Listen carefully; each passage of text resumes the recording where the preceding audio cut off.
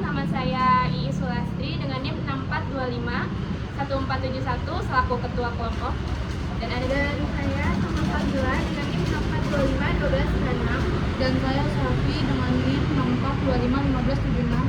Saya Dedia Wilmina dengan NIM 64251391. Saya Kaila Anastasia dengan NIM 64251654. Perkenalkan, nama saya Anggia Sudutami dengan NIM 64251135. Langsung saja kita masuk ke materi yang pertama, yaitu pendahuluan. Pendahuluan, setiap organisasi yang berhubungan langsung dengan pelanggan memiliki proses pelayanan yang harus dijalankan secara konsisten. Salah satu yang paling penting adalah customer service, karena menjadi titik pertama ketika pelanggan membutuhkan bantuan, mengajukan keluhan, atau mencari informasi. Kualitas layanan di bagian ini sering menentukan penilaian pelanggan terhadap keseluruhan organisasi. Untuk menjaga kualitas, perusahaan menerapkan standar pelayanan dan Key Performance Indicators atau KPI. Standar digunakan sebagai acuan pelaksanaan, sedangkan KPI mengukur efektivitas proses. Tanpa keduanya, perusahaan akan sulit mengidentifikasi penyebab penurunan kualitas layanan. Deskripsi customer service.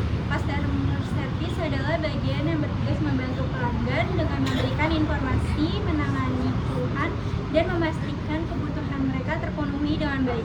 Layanan ini bertujuan menciptakan pengalaman yang positif sehingga pelanggan merasa puas dan tetap percaya pada perusahaan. Proses customer service. Pada slide ini saya menjelaskan mengenai proses customer service yang harus dijalankan secara konsisten oleh perusahaan agar layanan tetap berkualitas. Perusahaan menetapkan standar yang menjadi acuan bagi setiap petugas.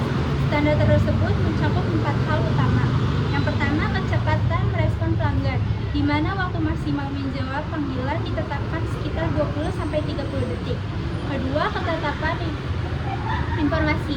Artinya setiap informasi yang diberikan harus sesuai dengan data perusahaan dan mengikuti SOP yang berlaku. Ketiga, kesopanan dan etika pelayan. Petugas wajib menggunakan bahasa yang sopan, jelas, dan ramah untuk menciptakan pengalaman positif bagi pelanggan. Keempat, penyelesaian masalah, di mana komplain sederhana diharapkan dapat diselesaikan dalam satu kali interaksi tanpa operasi berulang. Di sini ada pun data kinerja customer service. Data berikut merupakan hasil pengukuran kinerja proses customer service. Dalam periode 2 minggu, data telah dibagi ke 4 KPI utama, yaitu KPI standar aktual yang berisi service level atau kita bisa sebut SL dengan 80% sampai dengan 68% ya, dan ada average handling time yang kita bisa sebut AHT dengan 5 menit sampai 6,4 menit. Ada pula first call resolution yang bisa kita sebut dengan 8, 5 sampai 76%, yaitu ada juga customer satisfaction atau kita bisa CSAT dengan 46, 40%. Data di atas menunjukkan bahwa seluruh indikator kinerja masih berada di bawah standar yang ditetapkan perusahaan. Dan selanjutnya kita akan membahas analisis gap atau kesenjangan kinerja yang dilakukan dengan membandingkan nilai standar dengan nilai aktual. Kesenjangan ini menjadi dasar untuk mengetahui area yang memerlukan perbaikan. Yang pertama ada service level, standar yang ditentukan yaitu sekitar 80%, sedangkan aktualnya hanya sekitar 68%, terjadi gap sekitar minus 12%. Yang kedua ada average hunting time atau AHT, standar yang ditetapkan sekitar 5 menit, kejadian aktualnya 6,4 menit. Hal ini terjadi gap lebih dari 1,4 menit. Yang ketiga ada first call resolution atau VCR, standarnya sekitar 85%, aktualnya 78%, dan gapnya adalah minus 7%. Yang keempat ada customer satisfaction atau CSIT, standar yang ditentukan sekitar 4,2%, sedangkan aktualnya hanya sekitar 4,0%, gapnya adalah 0,2%. Ada service level atau CL. Pertama, nilai service level atau CL yang berada jauh di bawah standar memberikan gambaran bahwa harus menunggu lebih lama sebelum panggilan mereka dijawab. Hal ini tidak hanya menurunkan kenyamanan pelanggan, tetapi juga meningkatkan risiko terjadi abandoned calls atau pelanggan menutup telepon sebelum terhubung dengan petugas. Rendahnya SL biasanya terjadi ketika jumlah petugas tidak sebanding dengan volume panggilan, terutama pada jam sibuk atau ketika proses penanganan setiap pelanggan membutuhkan waktu terlalu lama sehingga antrian panggilan menumpuk. 2. Average handling time atau HHT. Kedua, tingginya average handling time atau HHT menunjukkan bahwa proses penanganan setiap pelanggan belum berjalan efisien. Lama waktu pelayanan dapat disebabkan oleh beberapa faktor, seperti petugas belum sepenuhnya memahami langkah penanganan masalah, adanya penjelasan yang terlalu panjang dan berulang, atau sistem yang digunakan membutuhkan waktu lama untuk memuat informasi. Ketidakefisienan ini berdampak langsung terhadap antrean panggilan dan menurunkan service level. First Call Resolution atau FCR. Nilai First Call Resolution atau FCR yang rendah menunjukkan bahwa banyak masalah tidak dapat diselesaikan dalam satu kali interaksi.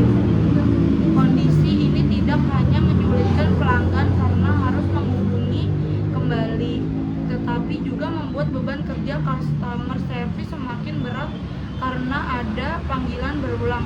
FCR yang rendah dapat disebabkan oleh pengetahuan petugas yang belum memadai, terbatasnya akses ke informasi yang dibutuhkan, atau SOP penyelesaian masalah yang kurang jelas. 4. Customer Satisfaction atau CSAT. Pada nilai Customer Satisfaction atau CSAT, pelanggan cenderung merasa tidak puas ketika mereka menunggu terlalu lama, harus menjelaskan masalahnya berkali-kali, atau tidak mendapatkan solusi yang tuntas. Walaupun selisih penurunan CSAT terlihat kecil dibandingkan KPI lainnya, hal ini tetap menunjukkan adanya penurunan kualitas layanan dari sudut pandang pelanggan. Selanjutnya di sini saya akan menjelaskan rencana tindakan. Rencana tindakan yang pertama adalah menyesuaikan jumlah petugas pada jam sibuk. Rendahnya service level menunjukkan bahwa antrian panggilan sering menumpuk. Dengan menambah jumlah petugas pada periode volume panggilan tinggi atau melakukan penjadwalan yang lebih fleksibel, waktu tunggu pelanggan dapat ditekan sehingga presentase panggilan yang dijawab dalam waktu cepat meningkat.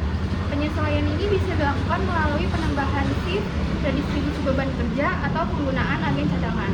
Lalu tindakan yang kedua adalah menyelenggarakan pelatihan ulang atau refresher training kepada petugas customer service.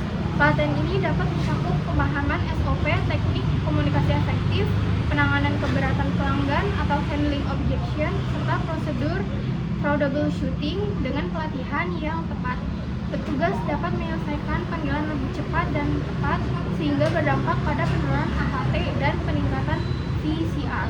Lalu diperlukannya optimalisasi sistem operasional dan perangkat lunak yang digunakan oleh petugas.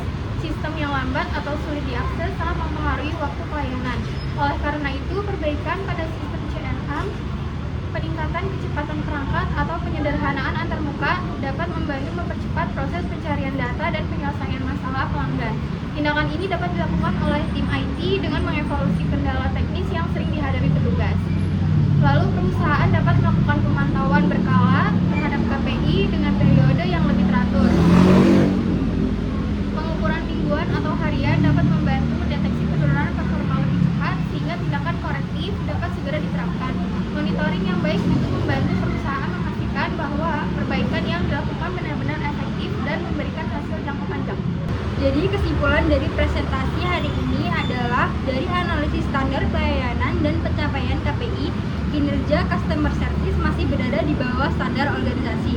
Beberapa indikator kunci seperti service level, average handling time, dan first call resolution belum memenuhi target yang ditetapkan, yang menunjukkan adanya masalah pada efisiensi proses, kompetensi petugas, serta dukungan sistem yang belum optimal. Kinerja yang kurang baik ini saling terkait dan berdampak langsung terhadap penurunan kualitas pengalaman pelanggan, terutama karena rendahnya penyelesaian pada kontak pertama, waktu penanganan yang panjang, dan lamanya waktu respons. Oleh karena itu, peningkatan perlu diadakan secara menyeluruh dan terencana, bukan hanya difokuskan pada satu area saja. Demikian presentasi kami hari ini, kurang lebihnya mohon maaf. Wassalamualaikum